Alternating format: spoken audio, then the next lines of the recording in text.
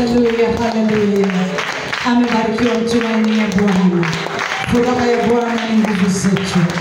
Tunaamini Yesu yuko pamoja nasi. Ndio maana tuna nguvu. Ndio maana tunashangilia na kufurahi. Hallelujah, hallelujah. Hallelujah, hallelujah. Tukiwa tumesimama hivyo tunaweza kupiga makofi kwa Roho wa Bwana kwa ajili ya muda mchache ambao utasikiliza maneno ya Mungu kabla hatujaanza safari ya kutoka. Makofi kwa Roho wa Kristo ambaye anazungumza nasi. Neno la Bwana ni taa ya miguu yetu. Neno la Bwana ni kinga yetu. Neno la Bwana ni njia. Hallelujah, hallelujah. Hallelujah, hallelujah. Tumisha Mungu karibu, karibu, karibu, karibu. Makofi, makofi, makofi tena. Makofi ya Bwana. Hatupigii mtu wala tumpigii mhubiri. Hatupigii mhubiri, tunampigia Roho wa Bwana. Kwa sababu yeye ni mpenda kazi kumwakilisha Bwana. Makofi tena, makofi tena, makofi tena. Hallelujah, hallelujah. Hallelujah, hallelujah. Moja kwa ajili ya neno. Tutaomba. Baba, katika jina la Yesu Kristo wa Nazareti tuliye hai, tunakushukuru, tunakurudishia sifa na utukufu kwa ajili ya saa hii. Tunaomba ile neema yako Bwana iliyokuwa juu yako, maana wewe uli experience namna ya kufundisha na kuhubiri. Tunaomba ukapate kuwa pamoja nasi Bwana katika jina la Yesu Kristo wa Nazareti. Amen. Hallelujah, hallelujah. Amen. Tutaenda moja kwa moja kwenye somo tulilo nalo jioni ya leo. Hallelujah. Kuabudu kwa Mkristo. Hilo ndilo somo tulilo nalo. Kuabudu kwa Mkristo. Hallelujah. Amen. Sema kuabudu kwa Mkristo. Hallelujah. Kuabudu kwa Mkristo. Kwa nini kuabudu kwa Mkristo? Hallelujah. Tunajua ya kwamba ziko ibada au kuna kuabudu kwa namna nyingi ambako watu wanaabudu. Tunajua kuna watu wanaabudu miungu mingine. Hallelujah. Tunajua kuna wengine wanaabudu miti. Hizo zote nini wanaabudu. Lakini sisi tutaenda kuangalia kuabudu kwa Mkristo. Hallelujah. Tutaanza kusoma katika kitabu cha Warumi ile sura ya 12 na ule mstari wa kwanza. Warumi sura ya 12 na ule mstari wa kwanza. Kuabudu kwa Mkristo. Biblia inasema hivi: basi ndugu zangu na wasii kwa huruma zake Mungu, itoeni miili yenu iwe dhabihu iliyo hai, takatifu, ya kupendeza Mungu, ndiyo ibada yenu yenye maana. Hallelujah. Maana tunaona namna ibada ya Mkristo namna ambavyo inatakiwa kufanyika. Maana Paulo anaanza kutupa dondoo ya kwamba tunatakiwa kuitika katika huruma za Mungu. Hallelujah. Maana the moment nitatambua kwamba Mungu kuna huruma ambazo anaziachia kila siku. Hallelujah. Na tunajua kwamba katika kitabu cha Maombolezo I think anasema kwamba huruma za Mungu ni mpya kila. Hallelujah. Mimi niliwahi kutafakari nikasema kama ni mpya kila siku, maana yake tangu miaka yote imeanza kila siku Mungu anafunua huruma mpya na haifanani na ya jana. Amen. Hallelujah. Maana yake the moment nitajua ya kwamba kwa huruma zake Mungu, maana yake mimi niitike katika ile huruma. Maana yake ni mimi kupata ufunuo, halafu katika ufunuo huo nipate nini? Kuitika. Kama ambavyo tulikuwa kujifunza ya kwamba ibada, kuabudu kuna ambatana na vitu viwili: mafunuo na kuitika kwenye ufunuo. Hallelujah. Kwa Paulo anatuita akituambia ya kwamba kwa huruma zake nani? Mungu, itoeni. Manake mwili wako ndio uitike kwenye huruma za Mungu. Maisha yako ndio yaitike kwenye huruma za nani? Za Mungu. Mwenendo wako ndio uitike katika huruma za Mungu, kwa kuwa Mungu anazifunua huruma zake kila itwapo leo. Manake leo kama amefunua huruma zake juu ya maisha yako, kuna namna ulitakiwa uitike kwenye hiyo huruma yake, iwe ndiyo ibada yako kwa Mungu. Haleluya. Bwana Yesu asifiwe.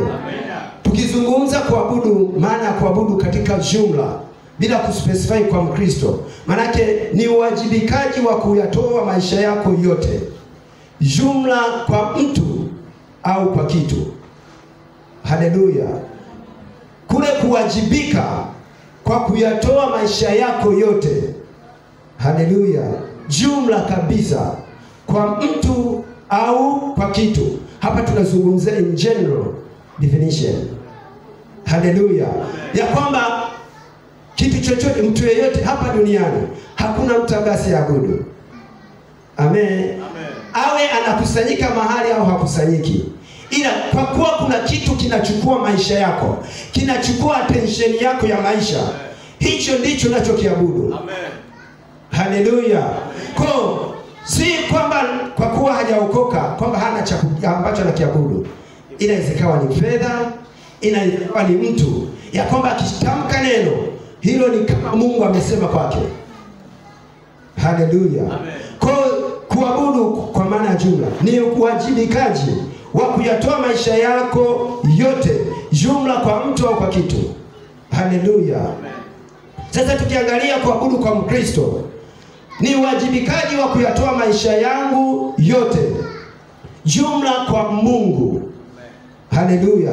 Kupitia Yesu Kristo kwa njia ya Roho Takatifu. Amen. Haleluya. Kuabudu kwa nani? Kwa Mkristo. Manake ni yale uwajibikaji wangu mimi sasa wa kuyatoa. Mimi ndo nina wajibu. Mimi ndo nina wajibu. Haleluya. Mimi ndo nina wajibu wa kuyatoa maisha yangu yote, jumla kwa nani? Kwa Mungu wangu ambaye nimemjua, ambaye nimejua huruma zake ni mpya kila siku. Nimetambua kwa fahamu zangu, nimetambua kwa akili yangu, nimetambua kwa moyo wangu, nimetambua kwa hisia zangu ya kwamba huruma za Mungu kila itwapo leo, Mungu huwa anazifunua upya. Amen. Sasa baada ya kutambua, wito wangu sasa kuitika ni kuyatoa maisha yangu jumla. Haleluya. Kwa huyo Mungu ambaye nimejua huwa ananifunulia huruma mpya, ili nisifanye nini? Nisiangamie. Haleluya. Maana special case ya huruma ya Mungu, anapoitoa kwako anajua yako maangamivu, huko upotefu. Yuko yule adui ambaye ni mshtaki wetu, ambaye anatushawishi. Viko vishawishi vingi anakuwa na vileta, lakini the moment nitatambua huruma za Mungu, maana nitamweka kando. Ndio ile mpingeni shetani. Unampinga ukiwa unaenda katika kuabudu. Haleluya. Haleluya. Sasa ndipo tunalizalisha kusanyiko la Wakristo la kuabudu. Maana kuabudu kwa Mkristo kunakuwa ni mtu mmoja mmoja binafsi nyumbani popote unapokuwa. Halafu tunazalisha kusanyiko la Wakristo la kuabudu kama ambavyo tumekutana. Haleluya. Maana kama ukiweza kuchora jedwali, ukichora jedwali katikati hapo kaandika kuabudu, halafu inayofuata kuabudu kwa Mkristo, inayofuata kwa ni kusanyiko la Wakristo la kuabudu. Haleluya. Sasa katika duara hili kwa maana zote tulizozitambua, ni kuabudu kupi ambako kuna nguvu sana kwenye maisha ya mtu? Kuabudu kwa katikati, kwa maana ndani, kuabudu kunakofuata, au kwa nje? Lea ya kwanza, ya pili, ya tatu. Haleluya. Bwana Yesu asifiwe. Lea ya kwanza, ya pili, ya tatu. Haleluya. Amen. Ni lea ya pili. Haleluya. Hii ya kwanza ni ya jumla kwa watu wote. Amen. Na hii kuabudu kwa Mkristo ndio kuabudu ambako tunatakiwa kuanzia Jumatatu, baada ya kuwa tumetoka Jumapili hapa. Jumatatu, Jumanne, Jumatano, Alhamisi, Ijumaa Jumamosi ndo maisha yako halisi, ndo kuabudu kwako ambako kuna nguvu. Alafu kija Jumapili ndiko kunaleta nini? Ile kusanyiko. Amen. Bwana Yesu asifiwe. Amen. Haleluya. Amen. Kama ambavyo Yesu Kristo alipokuwa akitoa utofauti ya kwamba tusiwe na kusema kwamba lazima nikusanyike mahali. Msisitizo wa Yesu tunakumbuka, tulijifunza katika ile Yohana 4:23 hadi 24.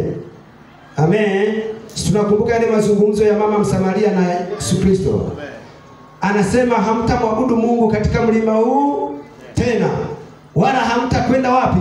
Yerusalemu. Manake alikuwa anatuletea ufahamu mpya tena ya kwamba kuabudu si mpaka niwe kanisani tu au niwe mkusanyika mahali. Ibada ndio maana anasema saa inakuja nayo ipo. Wamwabudu halisi imempasa kuabudu katika roho na kweli, maana mahali popote. Kwa hii kuabudu kwa Mkristo ndio kunakuwa na nguvu. Kwa nini? Ni kuabudu ambako anakuwa nako kila wakati. Haleluya. Kila siku. Lakini kusanyiko la Wakristo la kuabudu, it is an event. Inatokea, unakuja tu. Haleluya. Bwana Yesu asifiwe. Ambapo tukiangalia hiyo ni kama katika kitabu cha Waebrania 10:25, nadhani ndio tunalifahamu ya kwamba tusiache kukusanyika kama ilivyo desturi. Haleluya. Lakini pia kuna ile Mathayo 18:20, wawili wakusanyikapo au watatu kwa jina langu nipo katikati. Haleluya. Amen. Kwa habari ya kusanyiko. Amen. Amen. Bwana Yesu asifiwe. Amen. Kuabudu kwa Mkristo, tuangalie matendo ya kuabudu kwa Mkristo.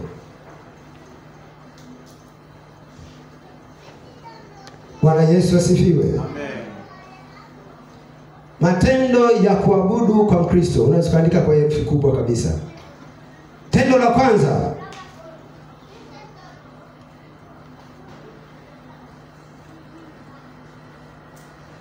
jambo la kwanza ambalo tunaliona kama tendo ambalo ndio linajumlisha kuabudu, kumtumikia Mungu katika mapenzi yake.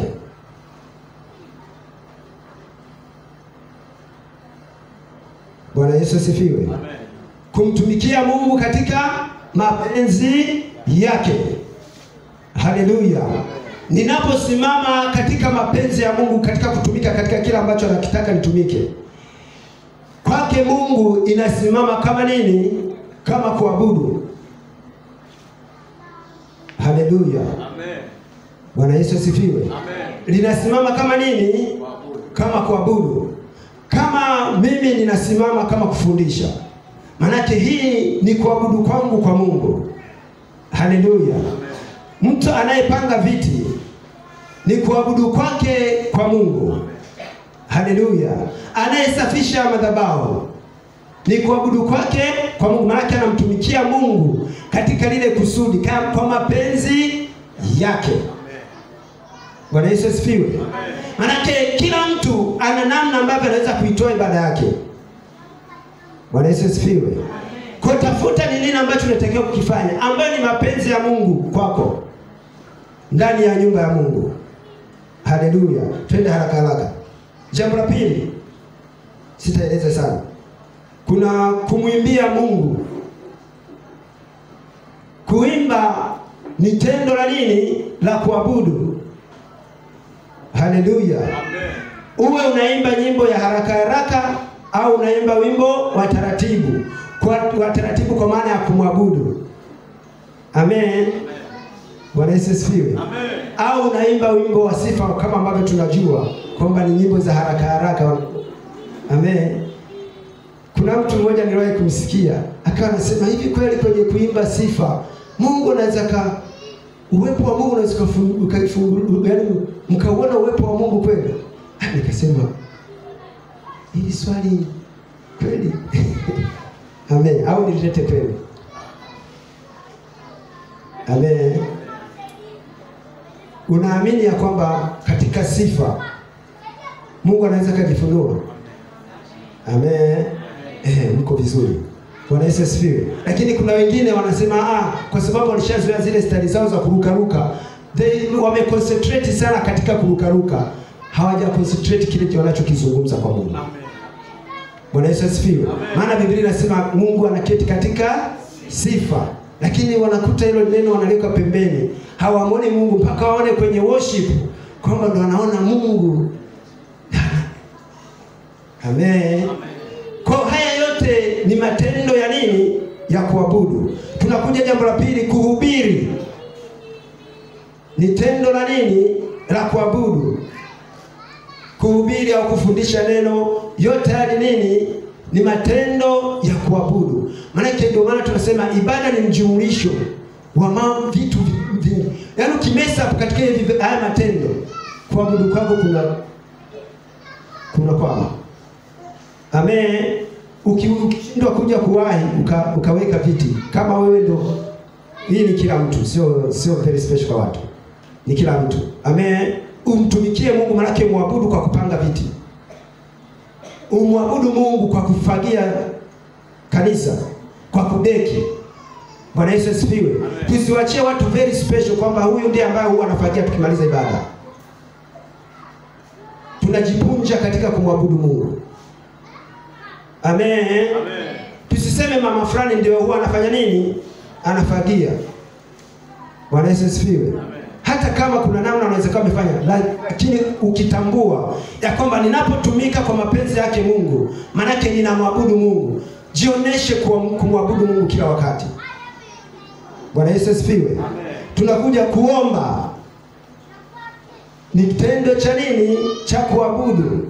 Usikiweke pembeni ukifikiri kuomba sio kuabudu, ukasema ngoja kwanza waombe wanaojua kuomba. Baba alisema kuomba sio karama. Kuomba ni wajibu. Kama ambavyo nimeona kwamba kuabudu ni wajibikaji wangu mimi, tena nikakazia, ninayatoa maisha yangu mimi. Amen. Maana ni wajibu ambao natakiwa kufanya kama tendo la ibada kwa Mungu wangu. Kufanya nini? Kuomba. Amen. Amen. Jambo la 5, utoaji. Kutoa sadaka ni tendo la nini? La kuabudu. Bwana Yesu asifiwe. Amen. Kwa matendo haya yote naweza nikauliza swali. Kama ambavyo tunajua kwamba kuabudu ni kuna mfunuo Mungu na kuna uitikaji wa yule ambaye amefunuliwa. Sasa katika haya matendo yote ambayo tumeyataja, kumtumikia Mungu, kumwimbia Mungu, kuhubiri, kuomba, utoaji, ni tendo lipi ambalo linaonyesha kumfunua Mungu na ni tendo lipi linaloonyesha kuitika kwa Mungu?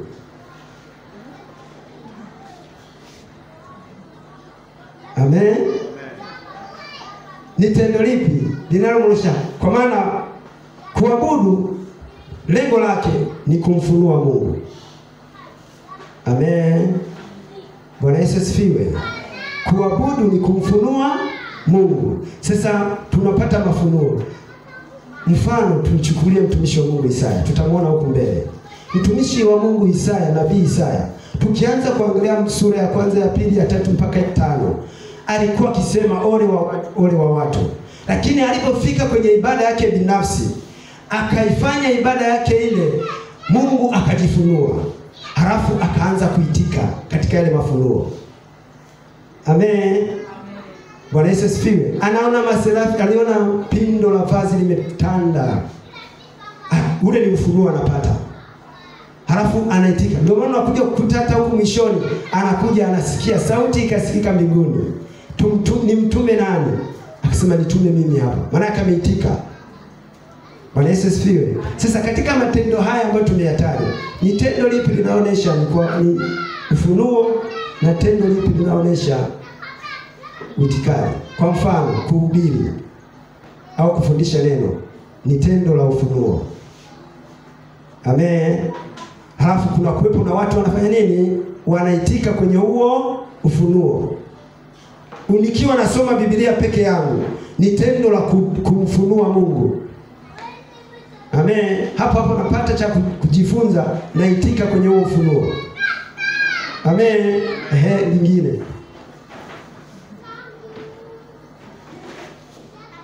Homework hiyo. Class work na wapi sasa hivi? Tufanye. Amen. Nimetaja mimi nimeanza kuhubiri ufunuo wa Mungu. Kuomba, utoaji, kuimba, kumtumikia Mungu.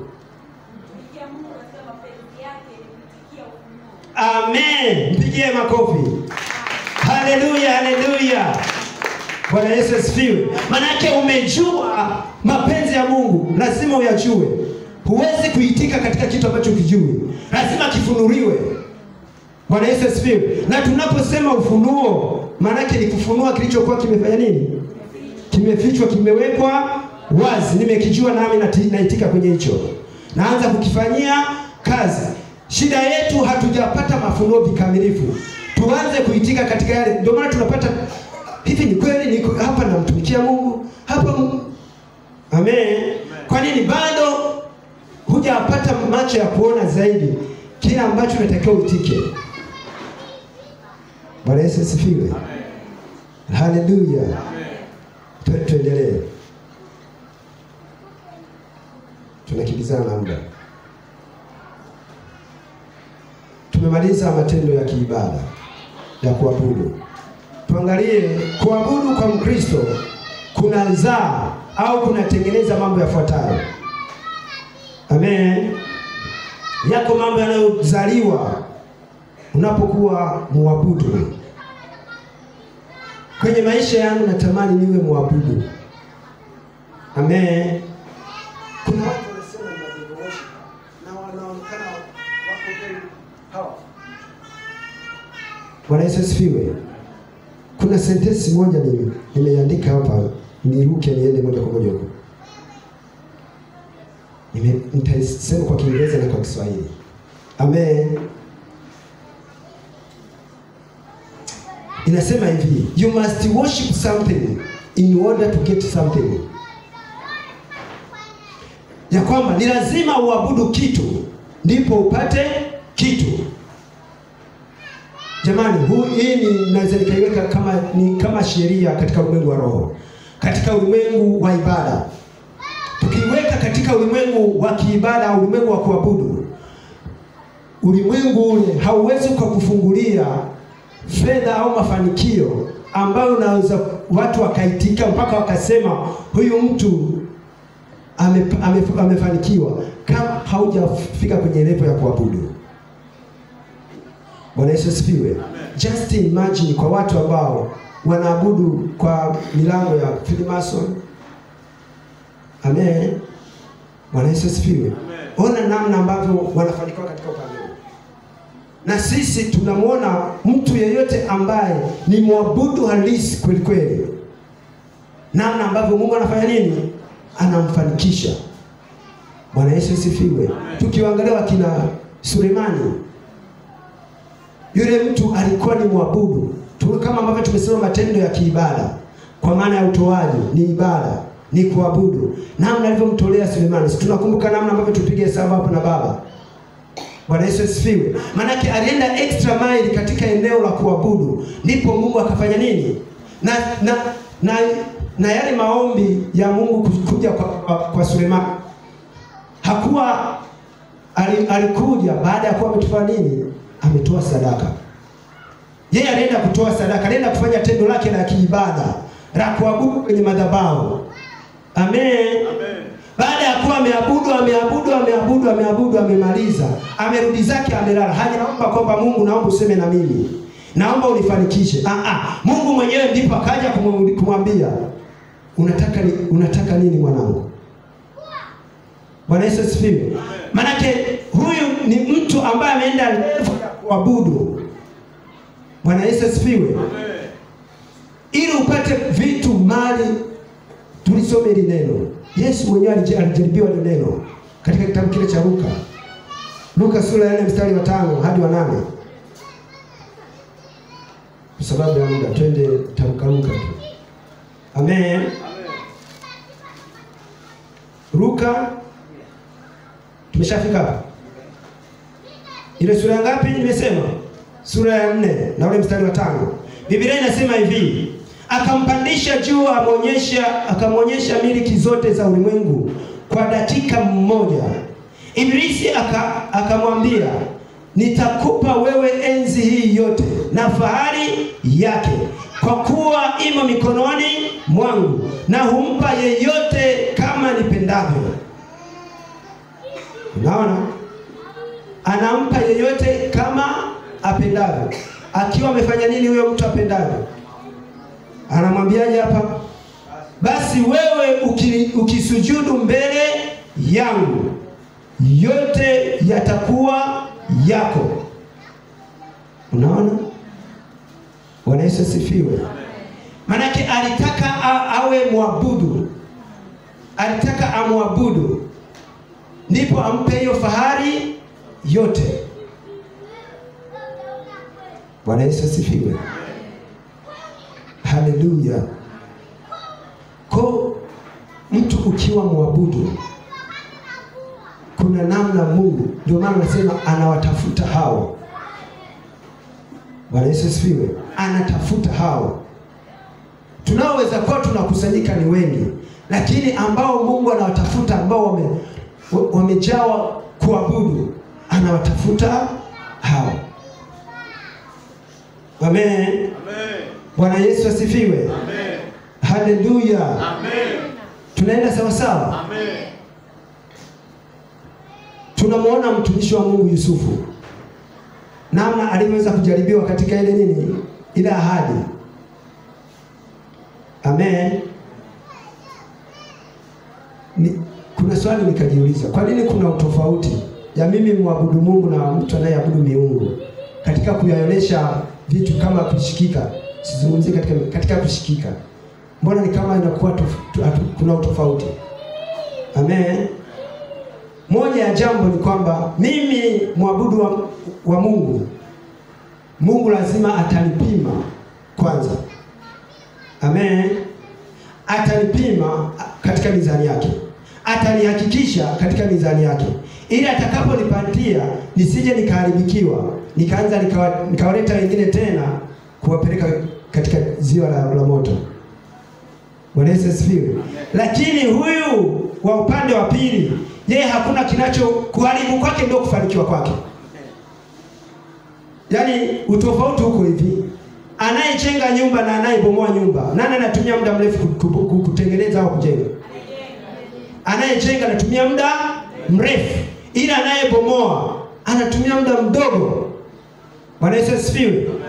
Tunaenda sawa sawa. Kwa mimi ambaye natakiwa kuwajenga, kuwafuta watu kuwaiba kutoka jehanamu, manake nitatumiwa ili Mungu aniamini mpaka kunihakikisha.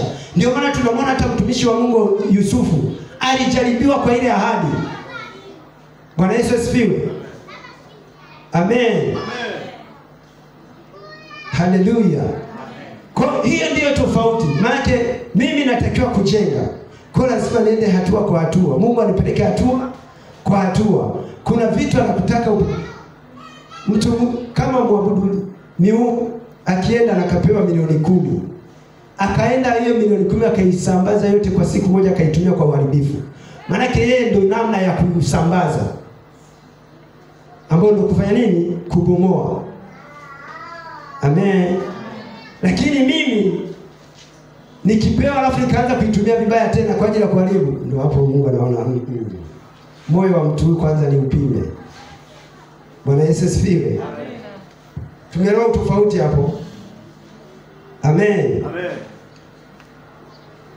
Kwa Mungu atusaidie. Tuangalie jambo la kwanza ambalo linazaliwa kutoka kwenye kuabudu. Yako mambo mengi yanazaliwa tunapokuwa tunamwabudu Mungu.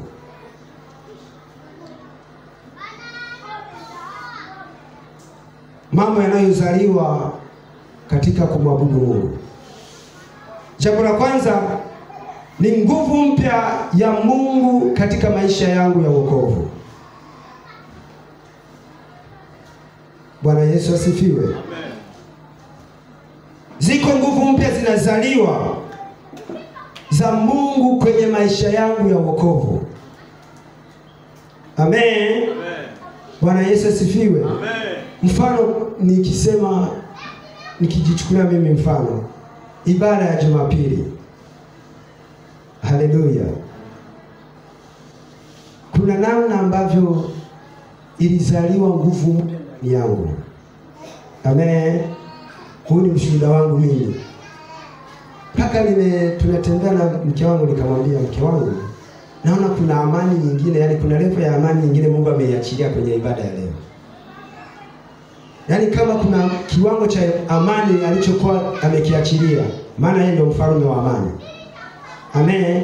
Alikuwa amekiachilia kwenye moyo wangu, kwenye maisha yangu. Niliona Jumapili kimeinuliwa tena katika kiwango kingine. Bwana Yesu asifiwe. Sijui kwa wengine kwa namna, kwa sababu kila mtu anapokea kwa namna alivyojiandaa. Amen. Bwana Yesu asifiwe. Kwa kuna nguvu mpya inayozaliwa. Tukiangalia kwenye kitabu cha Isaya 40 mstari wa 31, tunafahamu ule mstari ya kwamba, hebu tusome. Anasema 31.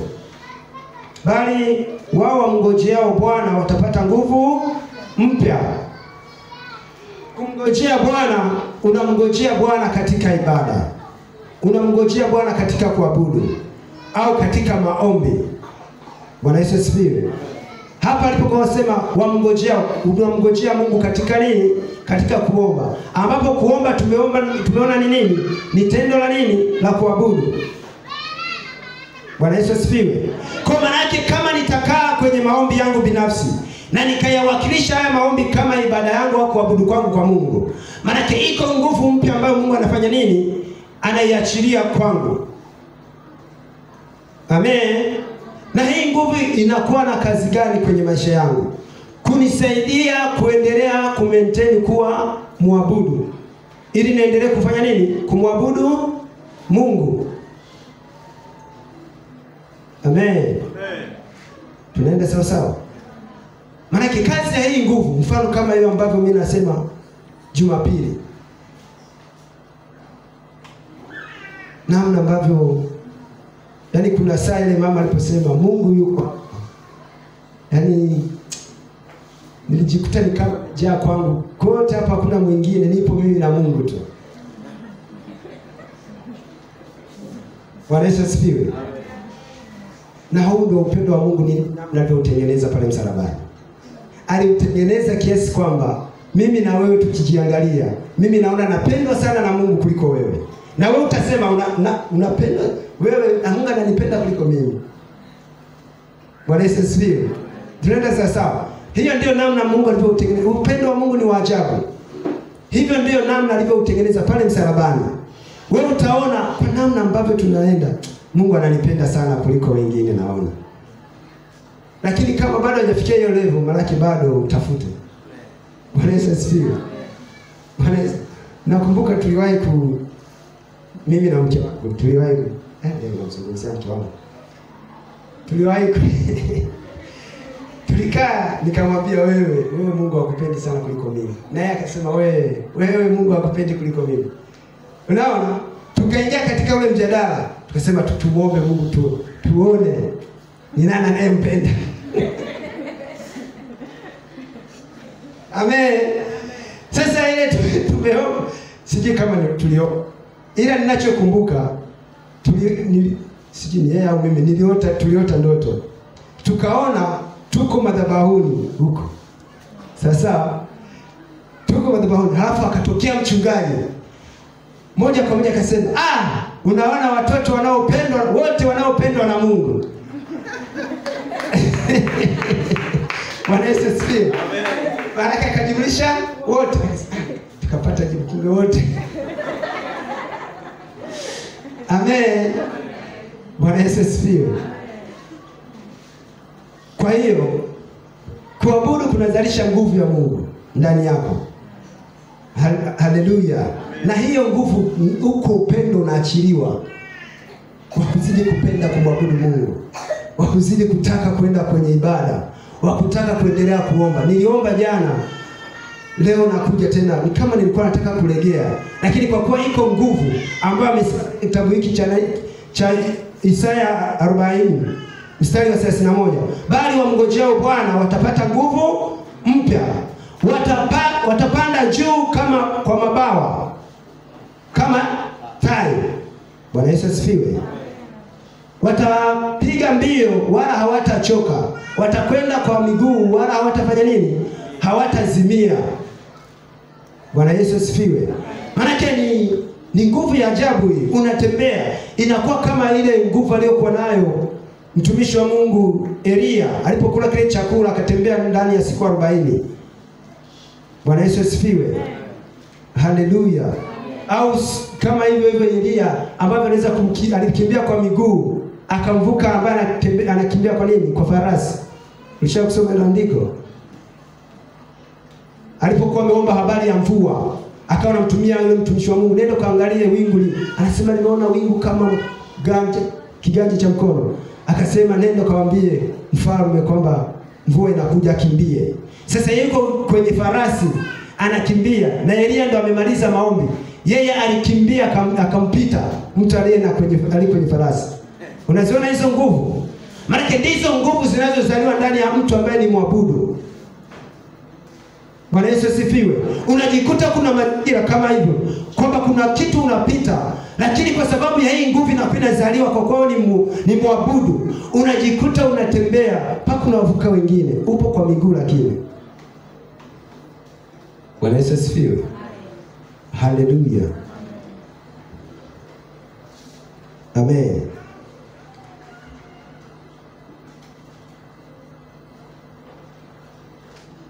Bwana Yesu asifiwe.